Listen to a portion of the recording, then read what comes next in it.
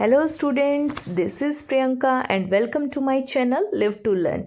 So today we will going to discuss the solution of chapter 13, that is fun with magnets. Before that, please subscribe my channel and don't forget to press the bell icon. So the first question is, fill in the blanks in the following. First, artificial magnets are made in different shapes such as, जो artificial magnets होती हैं वो अलग अलग shape और आकार में बनाई जाती हैं, तो वो हैं like bar magnet, horseshoe and cylindrical magnet. Second, the material which are attracted toward a magnet are called magnetic. ऐसे मटेरियल जिनको मैग्नेट अपनी तरफ आकर्षित कर सकती है, ऐसे पदार्थों को मैग्नेटिक मटेरियल कहा जाता है. Third, paper is not a magnetic material. जो पेपर है वो एक मैग्नेटिक मटेरियल नहीं है क्योंकि चुंबक उसे अपनी तरफ आकर्षित नहीं कर सकती. Next, in olden days, sailors used to find direction by suspending a piece of magnet. तो पुराने समय में जो सेलर्स यानी नाविक होते थे वो मैग्नेट को लटकाकर उससे उसकी डायरेक्शन का पता लगाते थे. Next, a magnet always has dash pole. तो हर मैग्नेट के हमेशा दो पोल्स होते हैं. अगर कोई मैग्नेट टूट भी जाए तो भी उसके दो सिरे बन जाते हैं. इसे आप अच्छी तरह से मेरी एक्सप्लेनेशन वीडियो में समझ सकते हो, जिसका लिंक मैंने ऊपर आई बटन में और नीचे डिस्क्रिप्शन बॉक्स में दे दिया है, तो आप वहां से पूरे चैप्टर को अच्छे से समझ सकते हो. Next question is, state whether the following statement are true और फॉल्स. तो यहाँ पर आपको कुछ स्टेटमेंट दी गई हैं, आपको बताना है कि उनमें से कौन सी सही है और कौन सी गलत. First, a cylindrical magnet has only one pole. तो क्या जो सिलेंड्रिकल मैग्नेट यानी कि ऐसी मैग्नेट जिसकी शेप सिलेंडर जैसी होती है उसका सिर्फ एक पोल होता है? सो आंसर इज फॉल्स, क्योंकि हर मैग्नेट के दो पोल होते हैं.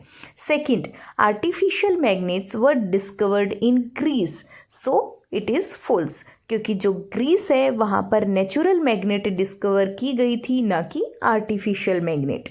Third, similar poles of a magnet repel each other. So it is true, क्योंकि जो दो एक तरह के पोल होते हैं वो हमेशा एक दूसरे को दूर फेंकते हैं. Next is, maximum iron fillings stick in the middle of a bar magnet when it is brought near them. So सबसे ज़्यादा जो आयरन का चूरा है, लोहे का चूरा है, वो बीच में चिपकता है बार मैग्नेट के जब बार मैग्नेट को उस चूरे के पास लेकर आया जाता है. सो इट इज़ फॉल्स, क्योंकि सबसे ज़्यादा लोहे का चूरा उसके पोल्स के पास चिपकता है, क्योंकि जो पोल होते हैं उनमें सबसे ज़्यादा मैग्नेटिक फोर्स की स्ट्रेंथ होती है. Next is, bar magnets always point towards north south direction. So it is true, क्योंकि जो बार मैग्नेट होती है उसके दो पोल होते हैं, नॉर्थ और साउथ, और वो हमेशा नॉर्थ और साउथ डायरेक्शन में ही पॉइंट करते हैं. Next is, a compass can be used to find east west direction at any place. So it is true, क्योंकि जो कंपास की निडल होती है वो नॉर्थ डायरेक्शन शो करती है और उसके बेसिस पर हम बाकी की डायरेक्शन को भी पता लगा सकते हैं. Next, rubber is a magnetic material. So it is false, क्योंकि जो रबर होती है उसे मैग्नेट अट्रैक्ट नहीं कर सकती. सो इसलिए जो रबर होती है वो नॉन मैग्नेटिक मटेरियल होती है. So the statement is false. Next question is, it was observed that a pencil sharpener gets attracted by both the poles of a magnet although its body is made of plastic. तो ऐसा देखा गया है कि जो pencil का sharpener होता है वो ज़्यादातर पोल्स जो होते हैं मैग्नेट्स के उनकी तरफ आकर्षित होता है, जबकि उसकी जो बॉडी होती है वो प्लास्टिक की बनी होती है. तो आपको ऐसे मटेरियल का नाम बताना है जिससे उसका कोई पार्ट बना हुआ हो जो कि मैग्नेट की तरफ आकर्षित हो सकता है. सो मैग्नेट में जो ब्लेड होता है वो आयरन का बना होता है और जो आयरन है वो मैग्नेटिक मटेरियल है. तो शायद इसी वजह से जो ब्लेड है वो मैग्नेट के दोनों पोल्स की तरफ आकर्षित हो जाता है.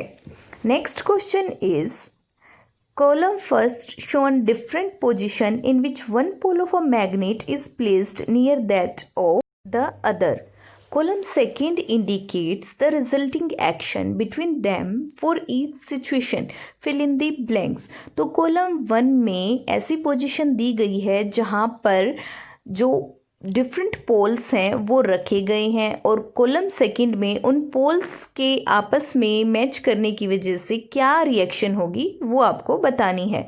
So first is north north. तो जब सेम पोल पास पास आते हैं तो मैग्नेट्स आपस में रिपेल करती हैं. So answer is repulsion. Next north and south. So attraction because always opposite poles attract each other. South north same क्योंकि अपोजिट पोल हैं तो अट्रैक्शन होगा. एंड देन साउथ साउथ तो यहाँ पर दोनों सेम पोल हैं तो रिपल्शन शो करेगी magnet. Next question is right any two properties of a magnet. आपको मैग्नेट की कोई भी दो प्रॉपर्टीज़ लिखनी है. सो फर्स्ट इज़ जो मैग्नेट होती है वो ऑलवेज मैग्नेटिक मटेरियल को अपनी तरफ आकर्षित करती है जैसे आयरन, कोबाल्ट, निकल एक्सेट्रा. सेकंड प्रॉपर्टी है जो मैग्नेट्स के एक जैसे पोल होते हैं वो एक दूसरे को रिपेल करते हैं और जो डिफरेंट यानी कि अपोजिट पोल्स होते हैं वो एक दूसरे को अट्रैक्ट करते हैं यानी कि एक दूसरे को आकर्षित करते हैं. So the next question is where are poles of a bar magnet located. तो किसी भी बार मैग्नेट में उसके पोल्स कहाँ पर स्थित होते हैं. तो जो पोल्स होते हैं बार मैग्नेट में उसके दोनों सिरे पर स्थित होते हैं जिसमें एक सिरा नॉर्थ पोल होता है और दूसरा सिरा यानी कि दूसरा एंड साउथ पोल होता है. Next question is A bar magnet has no markings to indicate its pole. एक बार मैग्नेट है लेकिन उसके पोल को इंडिकेट करने पर उसके ऊपर कुछ मार्किंग नहीं लिखी हुई है. तो how would you find out near which end its north pole is located. तो आप कैसे पता करोगे कि किस तरफ उसका नॉर्थ पोल है.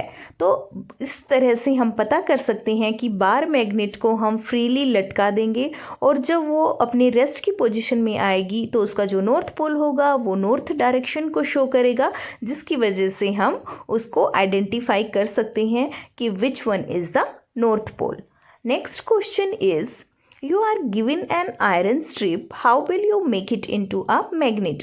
आपको एक आयरन की पट्टी दी गई है तो आप उसको कैसे एक चुंबक में परिवर्तित कर सकते हो.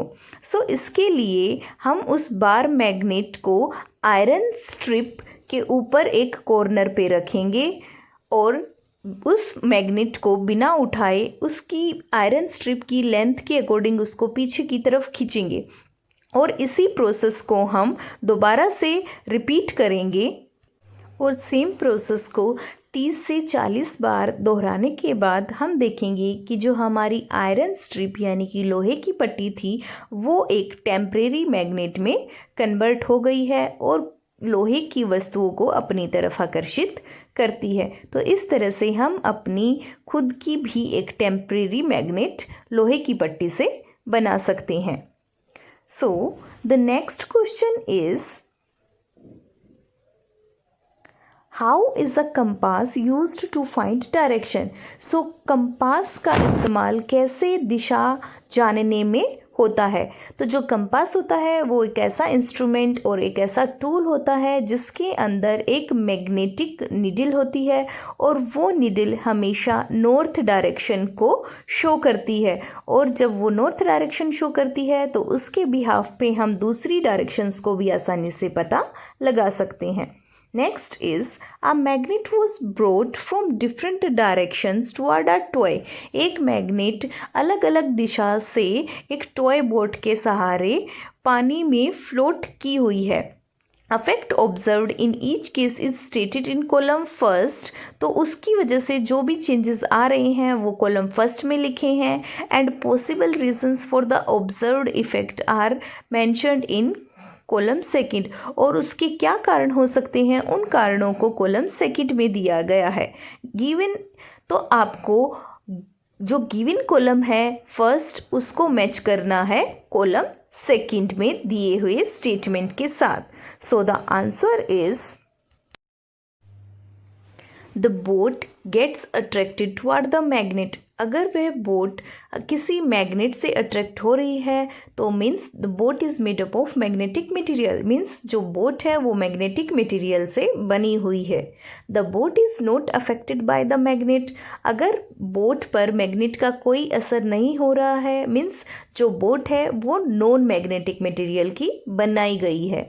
Next, the boat moved toward the magnet when the north pole is brought near its head, जो बोट है वो आगे की तरफ मूव करती है जब किसी मैग्नेट का नॉर्थ पोल उसकी तरफ लाया जाता है।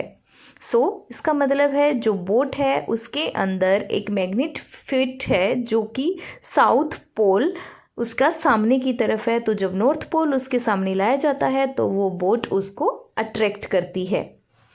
Next is a boat moves away from the magnet when the north pole is brought near its head, तो अगर किसी मैग्नेट के नॉर्थ पोल को उस बोट के हेड की तरफ लाया जाता है तो बोट पीछे की तरफ मूव होती है, तो मीन्स जो बोट है उसमें एक ऐसी मैग्नेट फिट है जिसके हेड की तरफ उसका नॉर्थ पोल फिट किया गया है, तो इसीलिए जब दोनों पोल एक जैसे सामने आते हैं तो वो एक दूसरे को रिपेल करती है। Next, boat floats without changing its direction, जो बोट है वो तैर रही है बिना अपनी दिशा में परिवर्तन किए। इसका मतलब ये है कि the boat has a small magnet fixed along its length, कि जो बोट है उसकी लेंथ के अलोंग ही एक छोटी सी मैग्नेट फिट की गई है, इसलिए वो सिर्फ एक ही डायरेक्शन में तैर रही है। Okay student, hope you understood the solution of this chapter. So please like, share and comment on the video, subscribe the channel and don't forget to press the bell icon. Thank you.